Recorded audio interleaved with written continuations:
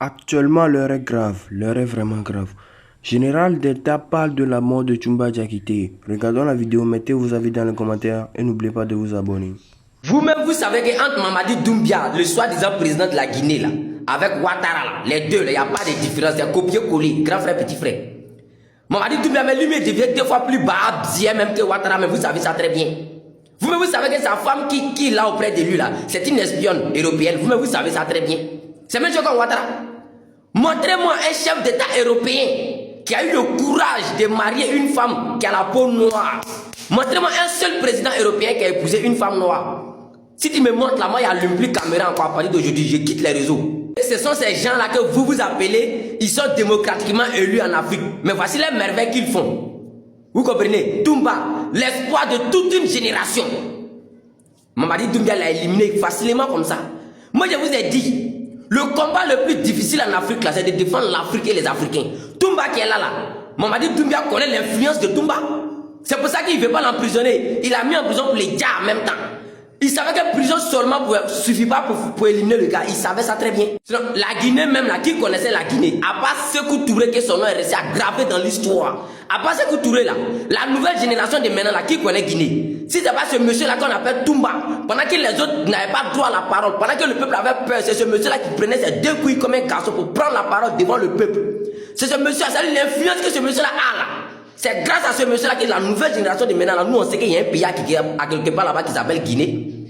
Mais Mamadou Doumbia, sa femme espionne qui auprès de lui, là, lui a dit, ce mort-là, on n'a qu'à l'éliminer parce que lui, là, à tout moment, il peut te renverser. Depuis que la France a fini de faire coup d'état là pour donner à Mamadou Doumbia, là, sa femme l'a dit, lui, là, si on n'a pas déjà, là, ton pouvoir, ça ne va pas durer. Parce que lui, là, le peuple l'aime. L'amour que le peuple a pour lui, là, ça te dépasse, tu sais ça très bien. Donc, il ne faut pas en jouer, lui. Vous vous dites à chaque fois, l'homme est trop bête. Le combat le plus difficile au monde, c'est de défendre l'Afrique et les Africains. Parce que parmi les Africains, même, la plupart, là, sont trop inconscients. Vous pensez que c'est lui là seulement que Mamadi Doumbia a déjà en prison là-bas? Faites bien la liste, faites bien vos recherches. C'est pas lui là seulement, hein? C'est parce que lui là il est influent que son nom est sorti. Parce que lui il veut parler pour le peuple, il veut parler pour les pauvres, il veut prendre la parole, il veut défendre ceux qui n'ont pas droit à la parole. Voilà, ça il est mort jeune. La complicité de la France avec Ouattara, avec Mamadi Doumbia et sa femme espionne, ils ont tout fait, ils ont sacré le moral en prison. Et vous pensez que c'est lui seul? Il y en a plein. La liste est longue, faites bien vos recherches, ils vont vous dire. C'est parce que lui là il est influent que son nom est sorti sur le méta. Sinon il y a plein de personnes qui Mamadi Doumbia sacré en prison là-bas chaque jour que Dieu fait. Parmi, n'oubliez pas de vérifier dans les commentaires, vous allez voir, il a laissé le lien d'une chaîne WhatsApp là-bas. Tu copies le lien, tu envoies ça à l'un de tes contacts sur WhatsApp. Et puis tu cliques encore sur le même lien. Ça va t'envoyer sur la chaîne WhatsApp du mieux pronostiqué au Ghana ici. C'est pas n'importe qui, donc je préfère taire son nom pour le moment. Le coupon que vous allez voir là-bas, là, je vous précise bien, les liens que moi je vais laisser dans les commentaires là, c'est de ça qu'on parle. Faut pas aller cliquer sur le lien de quelqu'un d'autre, tu vas aller tomber sur les faux pronostics, les faux coupons, tu vas échouer, et puis tu vas dire que non, c'est le général d'État. Non, non, non, non. Au Ghana ici là, tout le monde le connaît. Et quand tu vas rejoindre la chaîne WhatsApp là, tu vas savoir de qui on parle. Les coupons que tu vas voir là-bas là, tu peux pas taper poteau. Donc tu copies le lien que je laisse dans les commentaires là, tu envoies ça à l'un de tes contacts sur WhatsApp, et puis maintenant tu cliques, maintenant ça te conduit directement sur lui sa chaîne. Tu rejoins sa chaîne et puis La mort de M. Toumba Diakité est une mort qui m'a profondément touché et qui continue à me toucher personnellement. Mais je ne fais plus cette vidéo vraiment pour Toumba. Je fais cette vidéo pour M. le Président du tribunal qui a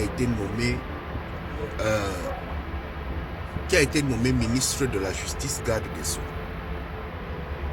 J'aimerais te dire, M. le ministre, faites très attention. Conserve seulement le fait très attention. J'ai suivi de bout en bout le procès de Toumba Diakité et du président Dadis, bout en bout. J'étais vraiment derrière parce que il y avait beaucoup d'enseignements de droit derrière. Il fallait apprendre, on apprenait beaucoup de droit. Beaucoup. Mais dernièrement, j'ai suivi que le président Dadis Camara, que j'aimais bien, quand il était au pouvoir, moi je l'aimais. Je voyais Ibrahim Traoré, tout et tout, je voyais ça en lui. Alors, on m'a dit que lui, il a été gracié par le président, j'oublie son nom, mais je sais très bien de qui il s'agit, qu'il a été gracié par lui et que Toumba est resté en prison. Ça m'a légèrement intrigué, ça ne fait même pas 2 mois, ça m'a intrigué. Je suis resté calme. Et pendant ces mêmes 2 mois, on a nommé le président du tribunal, l'ancien président du tribunal, ministre de la Justice. Ce qui a un certain niveau une nomination que nous on appelle souvent des nominations partage du gâteau. Mais dans cette nomination partage du gâteau, monsieur le président du tribunal, pendant ce jugement, a essayé à un certain niveau de garder énormément de calme et de sérieux, qui prouvait que c'est une personne qui ne s'amuse pas et qui aime bien lire le droit. Mais là, il s'est retrouvé un peu dans une vase où on a avalé son cerveau.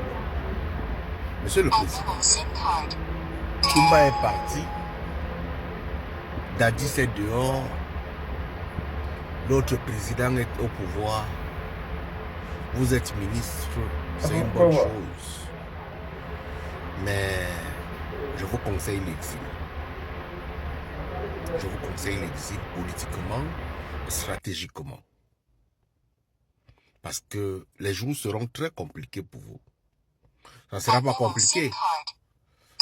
Même si vous avez participé au partage du gâteau, il y a ce qu'on appelle, c'est celui qui met la cuillère dans la soupe, qui enlève souvent la cuillère de la soupe également.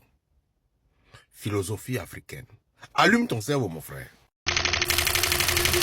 Il est l'un des hommes les plus mystérieux, les plus controversés, mais aussi les plus fascinants de l'histoire récente de la Guinée. Un jeune devenu médecin, un médecin devenu soldat et un soldat devenu l'ombre la plus redoutée d'une junte militaire. Pour certains, Toumba Diakité est un héros, pour d'autres un criminel, mais pour tous une énigme. Mais si je vous disais que derrière l'homme qui a failli assassiner le président Moussa Dadis Camara, le fugitif traqué pendant 7 ans, se cache une histoire bien plus complexe que ce que vous avez toujours entendu. Aujourd'hui les amis, je vous raconte l'ascension, la chute et le destin incroyable d'un homme qui a marqué malgré lui l'histoire politique guinéenne. Salut, je m'appelle Siraj GN et voici l'histoire de Aboubakar Sidiki Diakité, dit Toumba.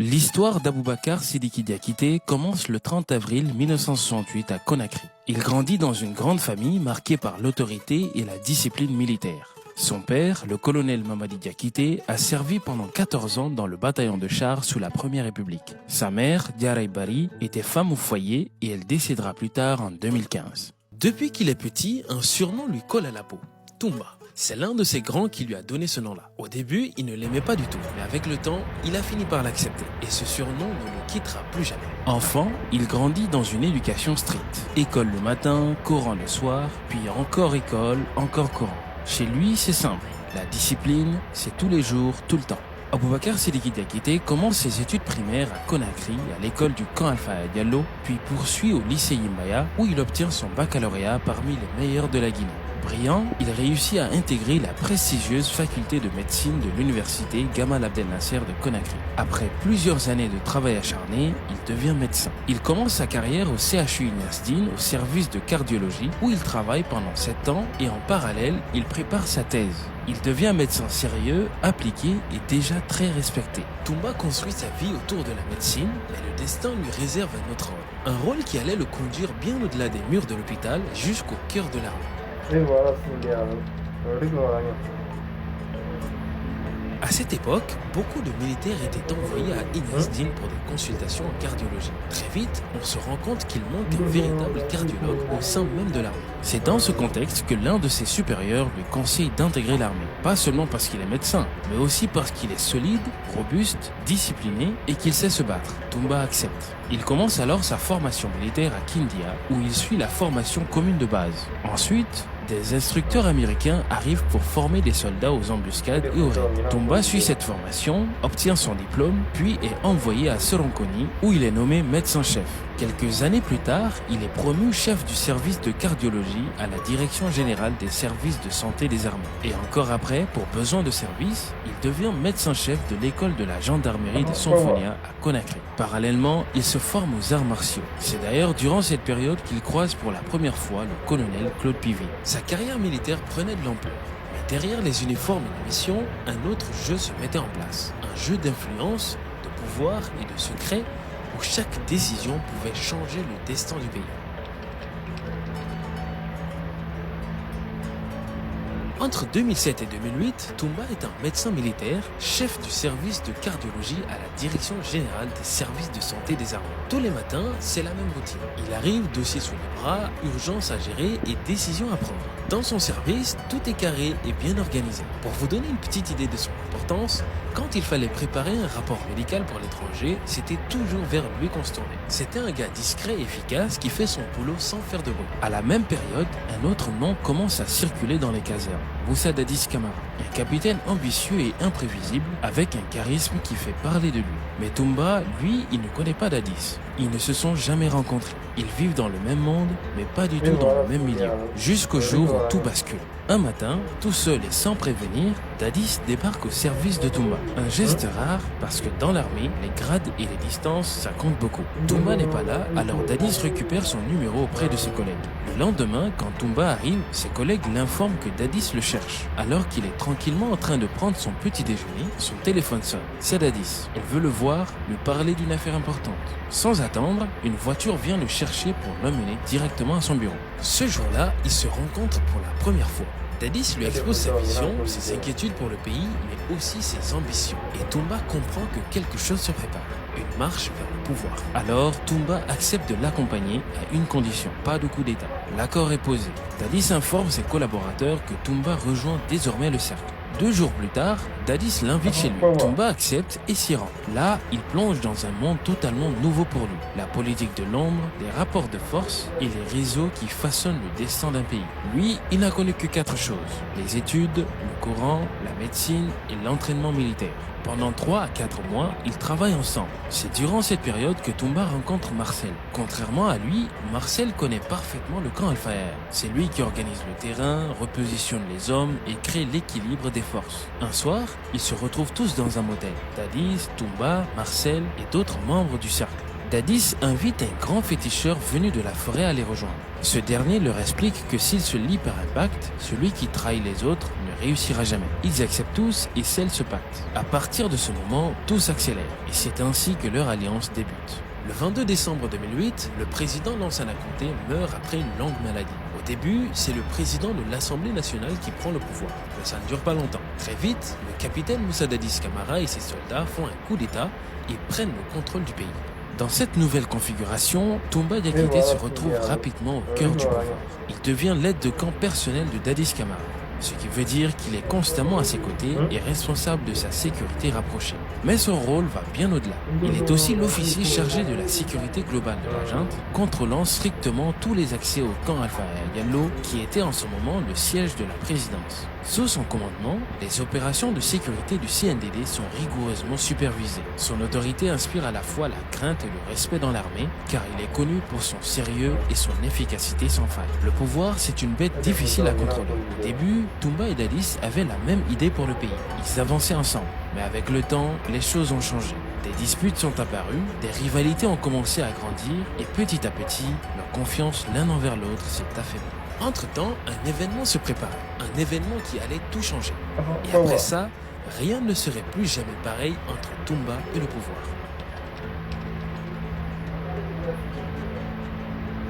D'abord, je tiens à préciser que je ne vais pas vraiment entrer dans les détails de cet événement parce que j'en ai déjà fait une vidéo complète que je vous invite d'ailleurs à aller voir. Le lien est dans les commentaires. Mais cet épisode fait partie intégrante de son histoire et il est essentiel pour comprendre ce qui va suivre. Alors je vais vous remettre rapidement dans le contexte. Quand Moussa Dadis Camara prend le pouvoir, il promet une transition courte, propre et transparente. Il assure qu'il ne se présentera jamais à la présidentielle de 2010. Sauf que, avec le temps, le pouvoir a ce goût étrange. Un goût dont on a du mal à se détacher. Petit à petit, Dadis commence à changer son discours. Il dit que sa candidature dépendra du peuple. Et finalement, il confirme ce que tout le monde craignait. Il sera bel et bien candidat.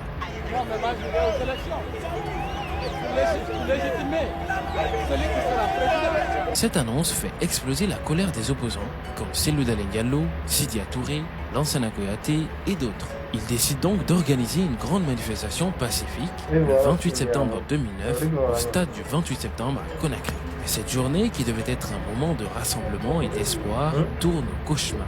La manifestation est brutalement réprimée par les forces de l'ordre. Le bilan est lourd, une centaine de morts et beaucoup de blessés. Au cœur de ce drame, Toumba Diakité est accusé d'avoir joué un rôle central. Certains vont même jusqu'à dire qu'il a commandité cette répression. Lors du procès, lui, il affirme qu'il était bel et bien présent ce jour-là, mais qu'il n'a fait que sauver les leaders politiques, comme Cellou Dalein Diallo, en les conduisant à l'hôpital. Il pointe du doigt Moussa Dadis Camara, qu'il accuse d'être le véritable instigateur de cette violence. Le 28 septembre 2009, la Guinée a vécu une journée tragique dont les blessures mettront longtemps à guérir. Mais cette date n'est que le début d'une série d'événements qui allaient encore plus profondément bouleverser le destin du pays. Un affrontement à venir allait révéler des véritables fractures au sein même du pouvoir et changer à jamais la vie de ceux qui étaient au cœur de la junte.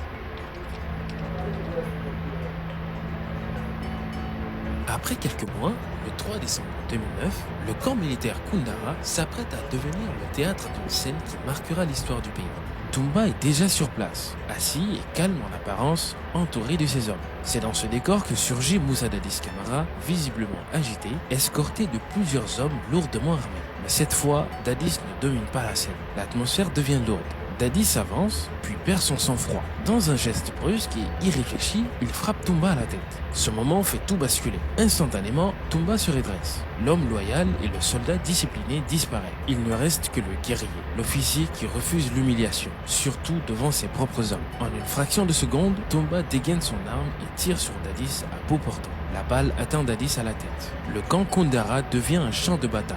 Certains soldats paniquent et fuient, d'autres se tirent dessus. Dadis, gravement blessé, est évacué en urgence vers l'hôpital. Quelques heures plus tard, il est transporté à Rabat au Maroc, entre la vie et la mort. Pendant ce temps, à Conakry, le pouvoir est fragile. Le général Sékouba Konaté, qui est le numéro 2 de la junte, prend la place du chef. Et là, l'État lance une chasse à l'homme contre Toumba. Une récompense énorme est mise sur sa tête. 200 millions de francs guinéens plus une villa pour quiconque donnerait des informations permettant de le retrouver. Après cet acte, Toumba prend la fuite hors de la Guinée et s'installe à Dakar, devenant l'homme le plus recherché du pays. Il est en cavale et il s'exprime publiquement à plusieurs reprises, accusant Dadis Camara d'avoir organisé les massacres et d'avoir essayé de lui faire porter le chapeau. J'ai tiré sur lui parce que, à un certain moment, il y avait une trahison totale à mon égard, une trahison totale de la démocratie. Il a essayé de reconduire toutes les charges des événements du 28 septembre à ma personne. C'est un acte de trahison qui m'a poussé à réussir avant que ça ne soit moi mon tour. Le tir du 3 décembre 2009 a tout changé. En quelques secondes, un camp est devenu un champ de bataille et le destin de Toumba bascule dans l'ombre de la fuite et de la traque. Pendant 7 longues années, il disparaît porté par le silence et la peur. Mais aucune cavale ne dure éternellement. Après 7 ans de cavale, le 16 décembre 2016, Toumba Diakité est arrêté à Dakar, au Sénégal. Il est extradé vers la Guinée en mars 2017, où il est incarcéré à la maison centrale de Conakry en attente de jugement. Son procès et celui de ses compagnons du CNDD s'ouvrent à Conakry autour du massacre du 28 septembre 2009. Durant le procès, il se présente comme un témoin clé, livrant de nombreuses révélations sur Dadis Camara, les autres membres du CNDD et les événements du 28 septembre 2009. En juillet 2024, au terme d'un long procès, Toumba Diakité est condamné à 10 ans de prison pour crimes contre l'humanité avec d'autres officiers de la junte. Mais revenons un peu en arrière. En 2009, Toumba devait se marier, mais l'incident survenu au camp Koundara le 3 décembre 2009 a empêché le mariage prévu initialement pour le 17 décembre, alors que son procès se poursuivait au tribunal criminel de Dexine dans le cadre des événements du 28 septembre 2009. Le commandant Toumba Diakité, détenu à la maison centrale de Conakry, s'est finalement marié. La cérémonie religieuse a été célébrée discrètement dans la mosquée familiale du quartier Béhanzin à Conakry. La relation entre Toumba et son épouse remonte à plus de 20 ans et le couple a un fils actuellement scolarisé à Conakry. Depuis la prison, Aboubacar Sidiki Diakité fonde le Parti démocratique pour le changement en 2024 et en devient le président. C'est l'histoire d'un homme que personne n'avait vu venir, d'un médecin qui devait sauver des vies, mais que l'histoire a poussé sur un chemin différent. C'est l'histoire d'un lieutenant devenu la main la plus redoutée d'une junte, d'un aide de camp qui a fini par pointer son arme sur celui qu'il devait protéger. C'est l'histoire d'un homme que la justice a condamné, mais que le procès a blanchi dans le cœur du peuple. C'était l'histoire de Aboubakar Sidiki Diakité, alias Toumba, le tombeur de Moussa Dadis Camara. Si vous avez appris quelque chose aujourd'hui, partagez cette vidéo et abonnez-vous. Au cas contraire, regardez encore une fois.